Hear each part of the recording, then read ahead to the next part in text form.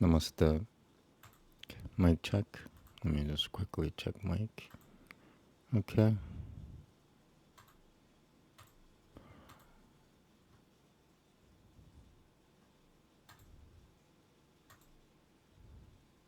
All right. Everything's good.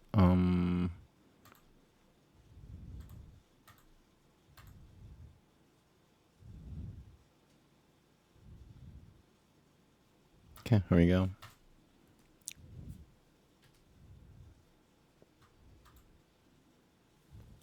John chapter 15. I am the vine. I am the real vine, and my Father is the gardener. Every branch which is part of me, but fails to bear fruit, he cuts off. And every branch that does bear fruit, he prunes, so that it may bear more fruit. Right now, because of the word which I have spoken to you, you are pruned. Stay united with me, as I will with you. For just as the branch can't put forth fruit by itself apart from the vine, so you can't bear fruit apart from me. I am the vine, and you are the branches. Those who stay united with me, and I with them, are the ones who bear much fruit, because apart from me you can't do a thing. Unless a person remains united with me, he is thrown away like a branch and dries up. Such branches are gathered and thrown into the fire, where they are burnt up. If you remain united with me, and my words if you remain united with me and my words with you, then ask whatever you want, and it will happen for you. This is how my Father is glorified, in your bearing much fruit. This is how you will prove to be my Talmidim. Just as my Father has loved me, I too have loved you, so stay in my love. If you keep my commands, you will stay in my love, just as I have kept my Father's commands and stay in his love. I have said this to you, so that my joy may be in you, and your joy be complete. This is my command, that you keep on loving each other just as I have loved you. No one has greater love than a person who lays down his life for his friends. You are my friends if you do what I command you. I will no longer call you slaves, because a slave doesn't know what his master is about. But I have called you friends, because everything I have heard from my Father I have made known to you. You did not choose me, I chose you, and I have commissioned you to go and bear fruit, fruit that will last, so that whatever you ask from the Father in my name he may give you. This is what I command you. Keep loving each other. If the world hates you, understand that it hated me first. If you belonged to the world would have loved its own. But because you do not belong to the world, on the contrary, I have picked you out of the world. Therefore the world hates you. Remember what I told you. A slave is not greater than his master. If they persecuted me, they will persecute you too. If they kept my word, they will keep yours too. But they will do all this to you on my account, because they don't know the one who sent me. If I had not come and spoken to them, they wouldn't be guilty of sin. But now they have no excuse for their sin. Whoever hates me hates my Father also. If I had not done in their presence works which no one else ever did, they would not be guilty of sin. But now they have seen them and have hated both me and my Father. But this has happened in order to fulfill the words in their Torah which read, "They hated me for no reason at all." When the Counselor comes, whom I will send you from the Father, the Spirit of truth,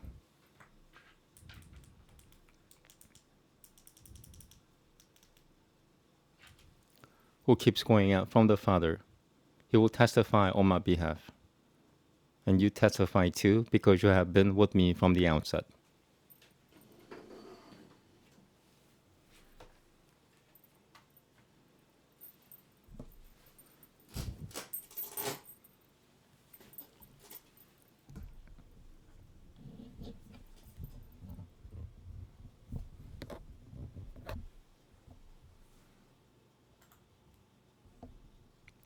Chapter 16. I have told you these things so that you won't be caught by surprise. They will ban you from the synagogue.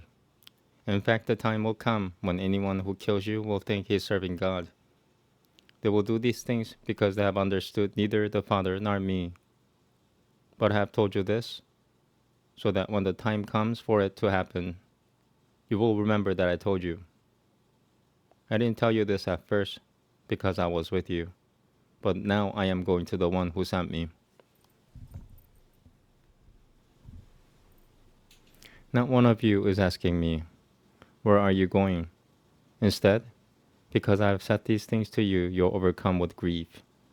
But I tell you the truth. It is to your advantage that I go away.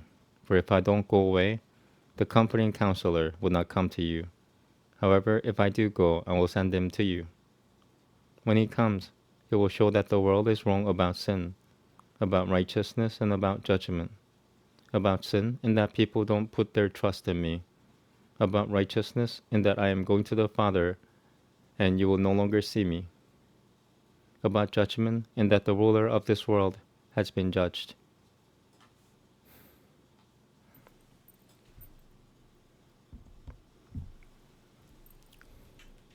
I still have many things to tell you, but you can't bear them now.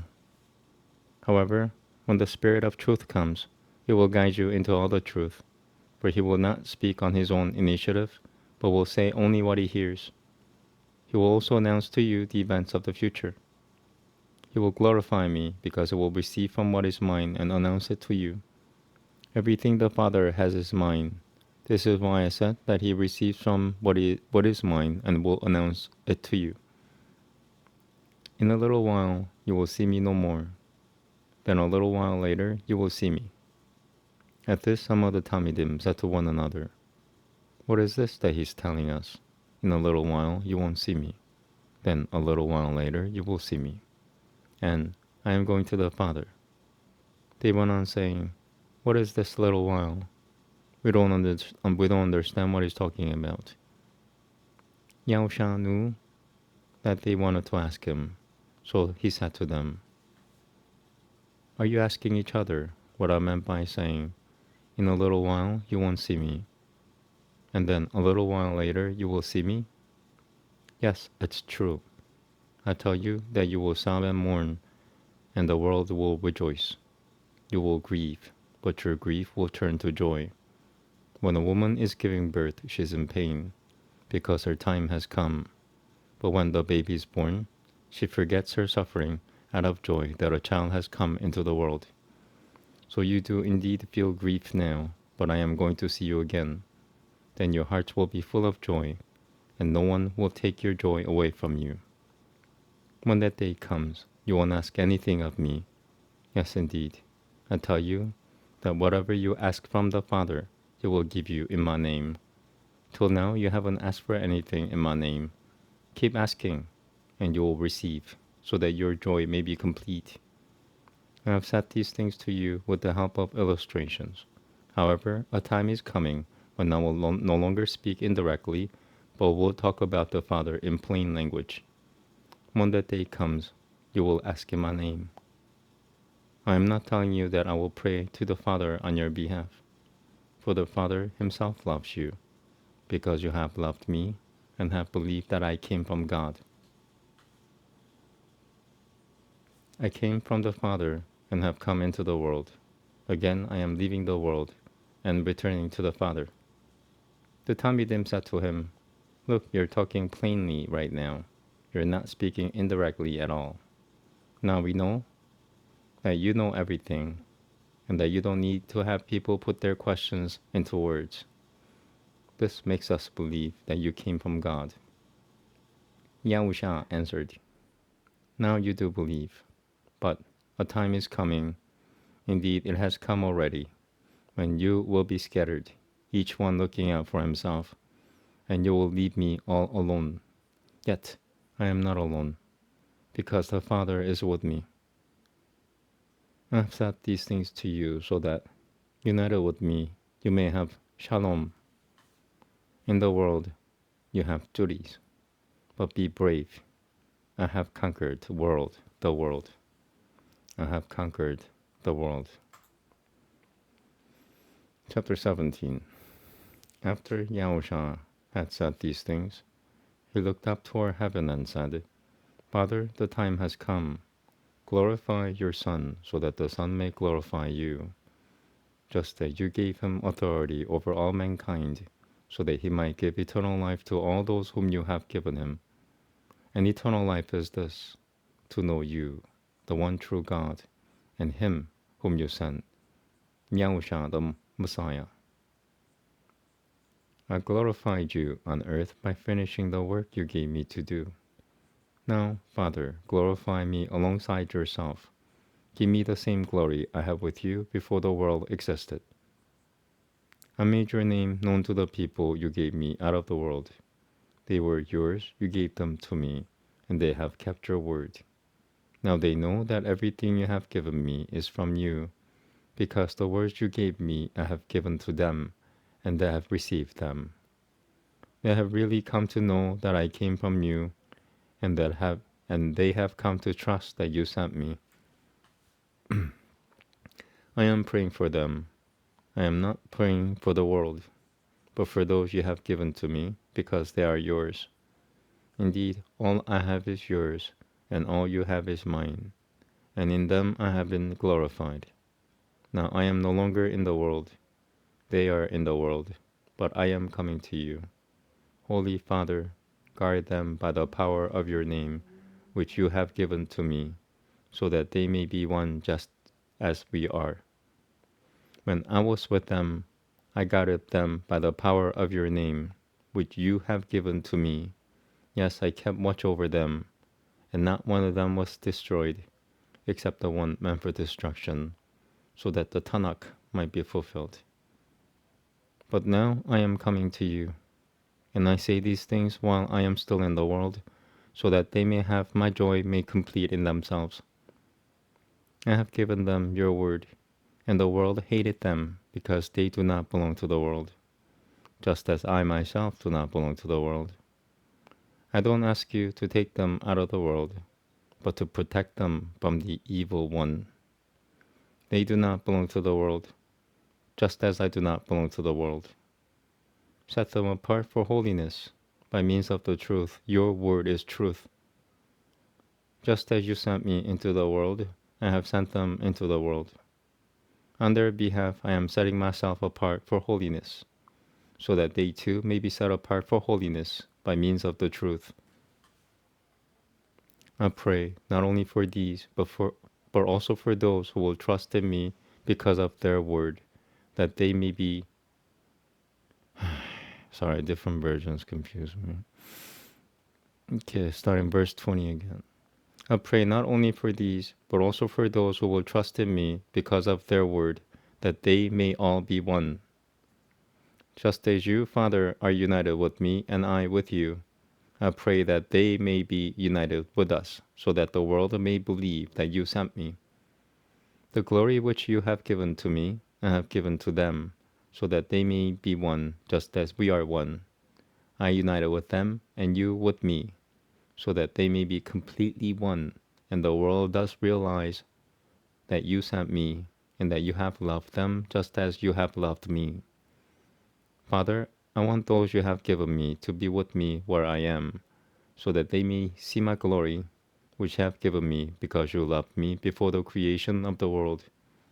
Righteous Father, the world has not known you, but I have known you, and these people have known that you sent me.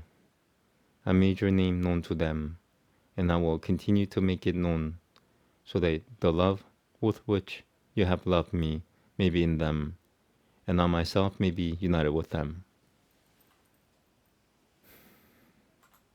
Okay, one more chapter. Chapter 18. After Yah-Usha had said all this, he ran out with his Talmidim across a stream that flows in winter through the Wadi Kidron to a spot where there was a grove of trees, and he and his Talmidim went into it. Now Yehuda, who was betraying him, also knew the place, because Yah-Usha had often met there with his Talmidim. So Yehuda went there, taking with him a detachment of Roman soldiers and some temple guards provided by the head Kohanim and the Perushim. They carried weapons, lanterns, and torches. Yah-Usha, who knew everything that was going to happen to him, went out and asked them, "What do you want?" "Yah-Usha from Nazareth," they answered. He said to them, "I am." Also standing with them was Yehuda, the one who was betraying him. When he said, "I am," they went backward from him and fell to the ground. So he inquired of them once more, "Whom do you want?" And they said, "Yahusha from Nazareth." "I told you, I am," answered Yahusha. "So if I'm the one you want, let these others go." This happened so that what he had said might be fulfilled. "I have not lost one of those you gave me." Then Shimeon Kepha, who had a sword, drew it and struck the slave of the Kohen Hagadol, cutting off his right ear. The slave's name was Melech. Yahusha said to Kepha, "Put your sword back in its scabbard. This is the cup the Father has given me. Am I not to drink it?" So the detachment of Roman soldiers and their captain, together with the temple guard of the Judeans, arrested Yahusha, tied him up, and took him first to Anan, the father-in-law of Caiaphas, who was Kohen Gadol that fateful year. It was Caiaphas who had advised the Judeans that it would be good for one man to die on behalf of the people. Shimeon Kepha and another Talmid followed Yahusha. The second Talmid was known to the Kohen Hagadol, and he went with Yahusha into the courtyard of the Kohen Hagadol. But Kepha stood outside by the gate. So the other Talmid, the one known to the Kohen Hagadol, went back out and spoke to the woman on duty at the gate, then brought Kepha inside. The woman at the gate said to Kepha, "Aren't you another of that man's Talmidim?" He said, "No, I am not." Now the slaves and guards had lit a fire because it was cold, and they were standing around it warming themselves. Kepha joined them and stood warming himself too. The Kohen Hagadol questioned Yahusha about his Talmidim and about what he taught. Yahusha answered, "I have spoken quite openly to everyone. I have always taught in a synagogue or in the temple where all Jews meet together, and I have said nothing in secret. So why are you questioning me? Question the ones who heard what I said to them. Look, they know what I said." At these words, one of the guards standing by slapped Yahusha in the face and said, "This is how you talk to the Kohen Hagadol?" Yahusha answered him, "If I said something wrong, state publicly what was wrong. But if I was right, why are you hitting me?" So Anan sent him, still tied up, to Caiaphas the Kohen Hagadol.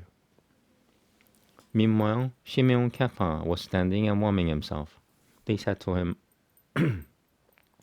"Aren't you also one of his Talmidim?" He denied it, saying, "No, I am not." One of the slaves of the Kohen Hagadol, a relative of the man whose ear Kepha had cut off, said, "Didn't I see you with him in the grove of trees?" So again Kepha denied it, and instantly a rooster crowed. They led Yahusha from Caiaphas to the governor's headquarters. By now it was early morning. They did not enter the headquarters building because they didn't want to become ritually defiled and thus unable to eat the Pesach meal. So Pilate went outside to them and said, "What charge are you bringing against this man?" They answered, "If he hadn't done something wrong, we wouldn't have brought him to you." Pilate said to them, "You take him and judge him according to your own law." The Judeans replied, "We don't have the legal power to put anyone to death." This was so that what Yahusha had said about how he was going to die might be fulfilled. So Pilate went back into the headquarters, called Yahusha, and said to him, "Are you the king of the Jews?" Yah-Usha answered, "Are you asking this on your own, or have other people told you about me?" Pilate replied, "Am I a Jew? Your own nation and Het Kohanim have handed you over to me. What have you done?" Yah-Usha answered, "My kingship does not derive its authority from this world's order of things. If it did, my men would have fought to keep me from being arrested by the Judeans. But my kingship does not come from here." "So then," Pilate said to him, "you are a king, after all." Yah-Usha answered, "You say I am a king. The reason I have been born, the reason I have come into the world, is to bear witness to the truth. Everyone who belongs to the truth listens to me." Pilate asked him, "What is truth?" Having said this, Pilate went outside again to the Judeans and told them, "I don't find any case against him. However, you have a custom that at Passover I set one prisoner free. Do you want me to set free for you the King of the Jews?" But they yelled back, "No, not this man, but Bar-Abba." Bar-Abba was a revolutionary. Okay, so I'll read the rest tomorrow. So let me take a quick break by fixing the title and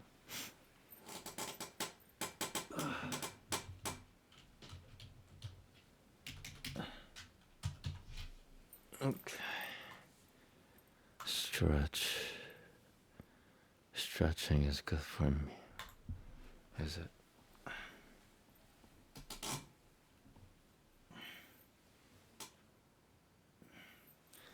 Okay. Taking a break.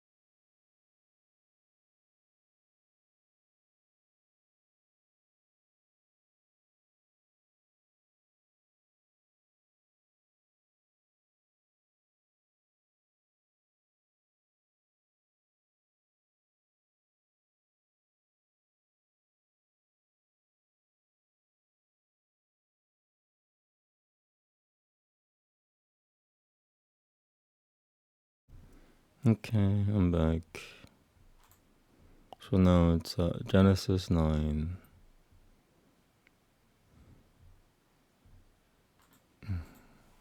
I should move the keyboard here too. I'm getting lazier and lazier the more I heal. Or would you call it efficiency? Because I'm moving less but getting more done. Or equal amount. So I'm moving less but getting the equal amount done. 넘었을 때 Genesis chapter 9. God blessed Noah and his sons and said to them, "Be fruitful, multiply, and fill the earth. The fear and dread of you will be upon every wild animal, every bird in the air, every creature populating the ground, and all the fish in the sea. They have been handed over to you. Every moving thing that lives will be food for you. Just as I gave you green plants before, so now I give you everything. Only flesh with its life, which is its blood, you are not to eat.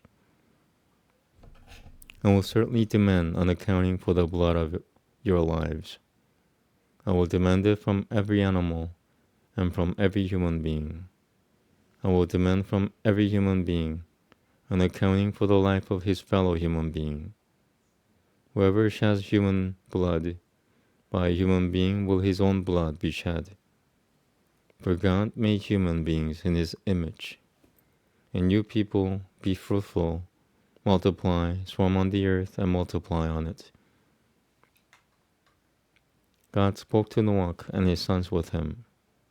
He said, As for me, I am here with establishing my covenant with you, with your descendants after you, and with every living creature that is with you, the birds, the livestock, and every wild animal with you, all going out to... The birds, the livestock, and every wild animal with you, all going out of the ark, every animal on earth. I will establish my covenant with you that never again will all living beings be destroyed by the waters of a flood, and there will never again be a flood to destroy the earth.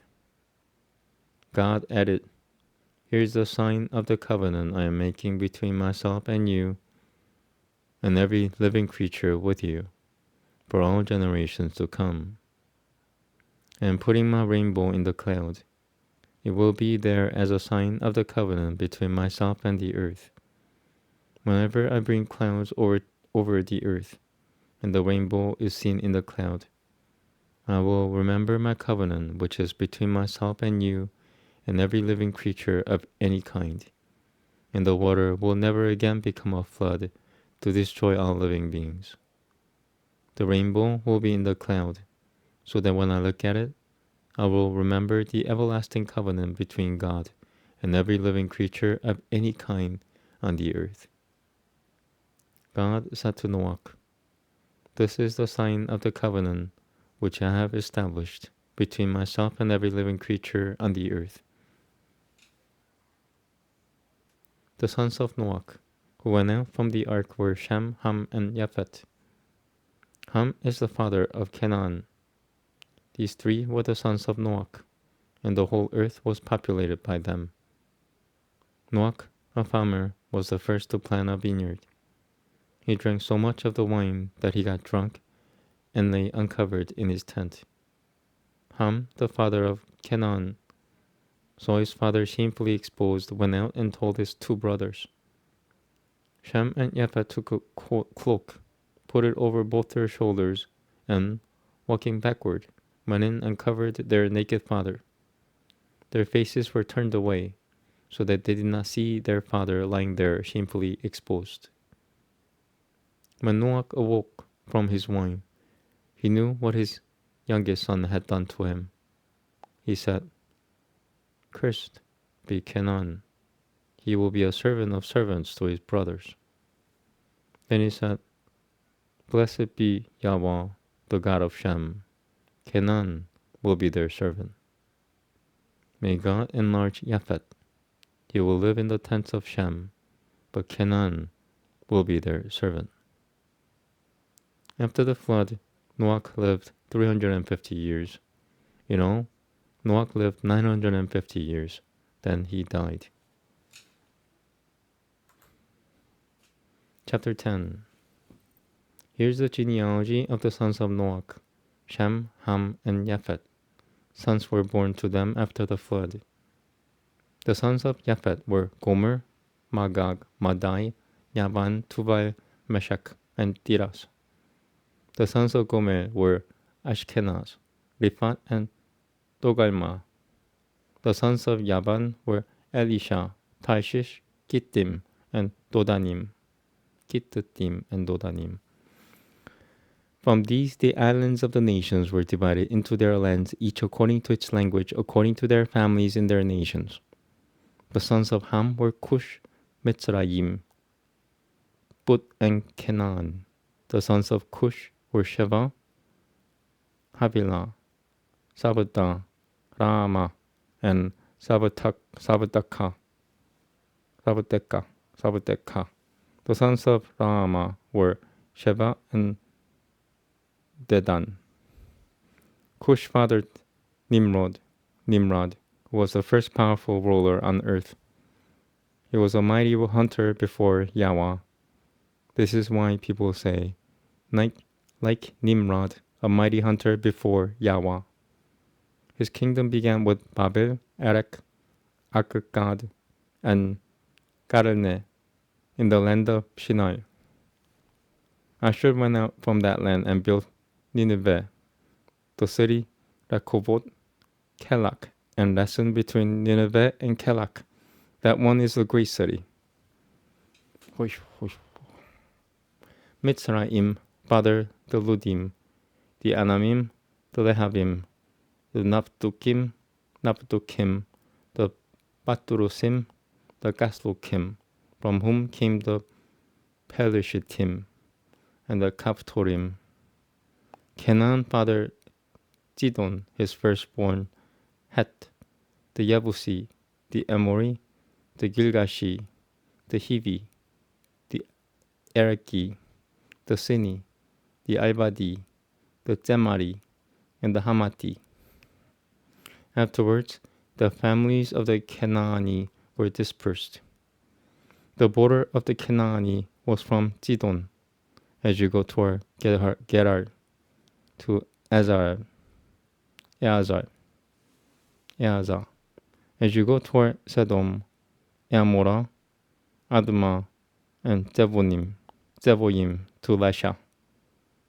These were the descendants of Ham, according to their families and languages, in their lands, in their nations. I'm gonna say the whole thing again.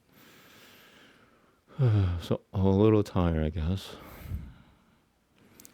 These were the descendants of Ham, according to their families and languages, in their lands and in their nations. Children were also born to Shem, ancestor of all the descendants of Avel, and older brother of Japhet. The sons of Shem were Elam, Ashur, Arpachshad, Lud, and Aram.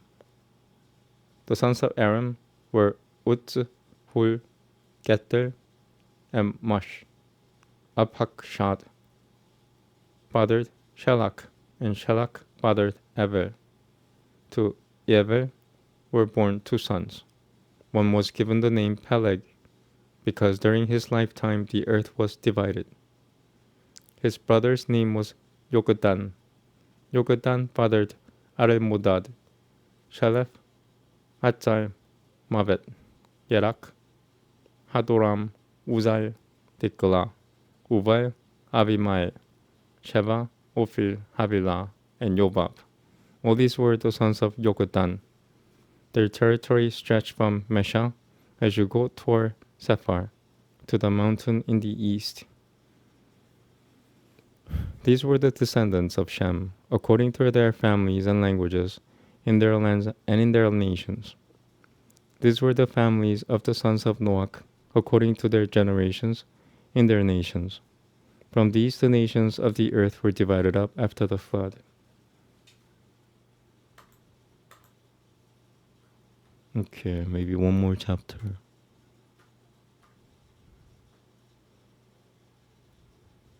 Yeah, I'll do one more. Chapter 11. The whole earth used the same language, so the same words. It came about that as they traveled from the east, they found a plain in the land of Shinar and lived there. They said to one another, "Come, let's make bricks and bake them in the fire." So they had bricks for building stone and clay for mortar.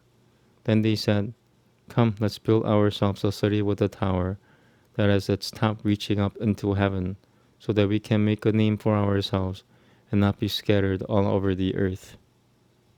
Yahweh came down to see the city and the tower the people were building. Yahweh said, "Look, the people are united. They all have a single language, and see what they're starting to do.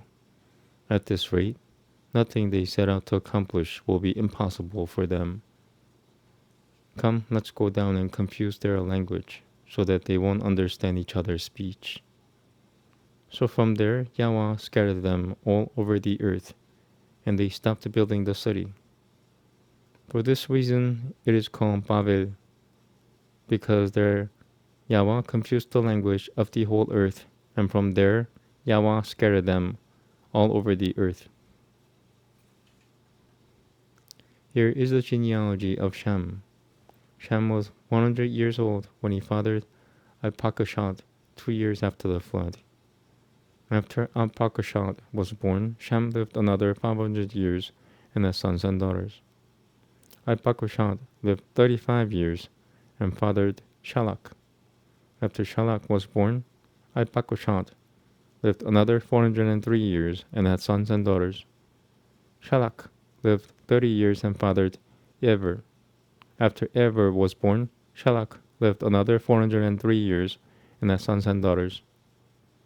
Ever lived 34 years and fathered Peleg. After Peleg was born, Ever lived another 430 years and had sons and daughters. Peleg lived 30 years and fathered Reu. After Reu was born, Peleg lived another 209 years and had sons and daughters. Reu lived 32 years and fathered Serug. After Serug was born, Reu lived another 207 years and had sons and daughters. Serug lived 30 years and fathered Nachor. After Nachor was born, Serug lived another 200 years and had sons and daughters. Nachor lived 29 years and fathered Terach. After Terach was born, Nachor lived another 119 years and had sons and daughters. Terach lived 70 years and fathered Abram, Nachor, and Haran. Here is the genealogy of Terach. Terach fathered Abram, Nachor, and Haran fathered Lot. Haran died before his father Terach in the land where he was born, in Ur of the Chassidim.